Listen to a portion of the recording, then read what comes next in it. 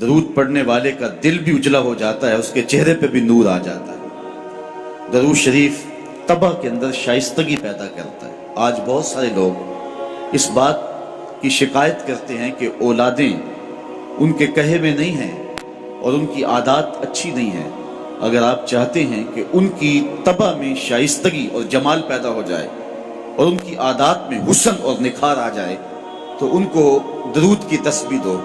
نتیجہ کیا ہوگا کہ ان کی عادتیں خود بخود سنورنا شروع ہو جائیں گی اور آپ چند دنوں کے اندر دیکھیں گے اور ایک اچھے اور پاکیزہ انسان کی صورت میں نشو و نما پا رہے ہیں۔ درود شریف انسان کی صلاحیتوں کو جلا بخشتا ہے، انسان کو ذکاوت، ذہانت اور اس کو فہم و ادراک کی دولتوں سے مالا مال کرتا ہے۔ درود شریف کی یہ تاثیر بھی ہے کہ اس سے زبان میں اثر اور رس آ جاتا ہے۔ کسی نے اقبال سے پوچھا تھا کہ تیرے شعروں میں یہ شہد کہاں سے آ گیا؟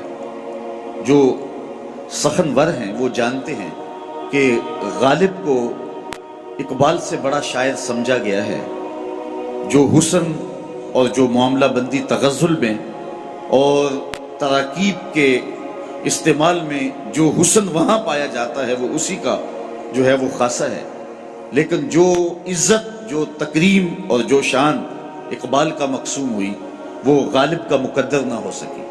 تو یہ بات کسی نے اقبال سے ہی پوچھا، یہ بات پوچھی کہ حضرت یہ بات سمجھ میں نہیں آتی کہ آپ کے شعروں میں اثر اور شیرینی کہاں سے آئی؟ تو اقبال نے جو جواب دیا وہ سننے کے قابل ہے۔ کہنے لگے کہ میں نے 1.25 کروڑ مرتبہ حضور پہ درود پڑھا ہے، تو اگر حضور پہ درود و سلام پڑھو گے تو تمہارے لہجے میں رس پیدا ہو جائے گا، تمہارے انداز میں مٹھاس پیدا ہو جائے گی اور تمہاری گفتگو کے اندر شہد گل جائے گا اور تمہاری باتوں کی خوشبو پھیلتی چلی جائے گی۔ درود شریف کی بہت بڑی فضیلت یہ ہے کہ درود پڑھنے والا سب سے زیادہ حضور کی قربت پانے والا ہوتا ہے۔ آقا کریم نے فرمایا قیامت کے دن میرے سب سے نیڑے وہ ہوگا جو سب سے زیادہ میرے اوپر درود پڑھنے والا ہو۔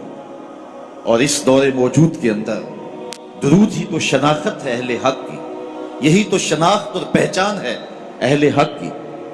امام سخاوی نے القول البدیع کے اندر لکھا کہ حضرت امام زین العابدین رضی اللہ تعالی عنہ سے کسی نے سوال کیا، حضرت جب کثرت سے ترک اور فرق ہو جائیں گے تو زمانے میں اہل حق کو پہچاننے کا راستہ کیا ہوگا؟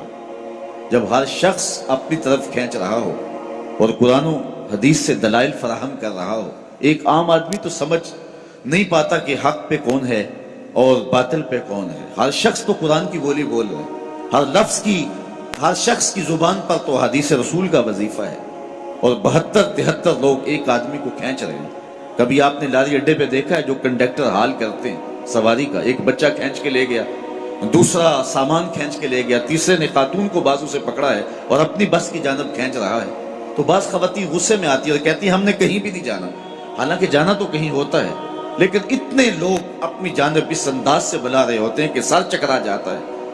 اس طرح لوگ اپنی اپنی جانب دعوت دے رہے ہیں، آواز دے رہے ہیں، بلا رہے ہیں، مختلف ڈھنگ اور مختلف طریقے۔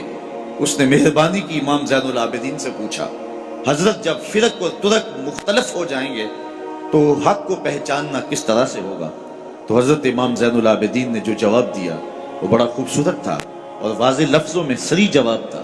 فرمانے لگے جو اہل السنہ ہوں گے وہ حق کی راہوں کے مسافر ہوں گے۔ سائل نے دوسرا سوال پوچھا، اگر بہت سارے لوگ اسی عنوان کے ساتھ موجود ہوں، اسی ٹائٹل کے ساتھ ہوں، تو ان میں سے پھر اصلی سنی کو پہچاننے کا طریقہ کیا ہے؟ تو سنو امام زین العابدین نے جواب کیا ملا، جواب کیا دیا، آپ کے سینے میں ٹھنڈ پڑ جائے گی اور یہاں آپ آئے ہیں تو آپ کو اپنے پہ ناز ہوگا۔ حضرت امام زین العابدین فرمانے لگے من علامات اہل سنہ کثرت الصلاۃ علی رسول اللہ صلی اللہ علیہ وسلم، اہل سنت کی علامتوں میں سے ایک نشانی یہ ہے کہ وہ کثرت کے ساتھ حضور پہ درود پڑھنے والے ہوں۔ آج ہمیں بطور تانا کہا جاتا ہے یہ درودیے ہیں، میں کہتا ہوں تم تو تانا دیتے ہو، ہم اس کو اپنے لیے تمغہ اعزاز سمجھتے ہیں، چونکہ درودیہ ہونا اعزاز ہے، ہم درودیے ہیں، بارودیے تو نہیں ہیں۔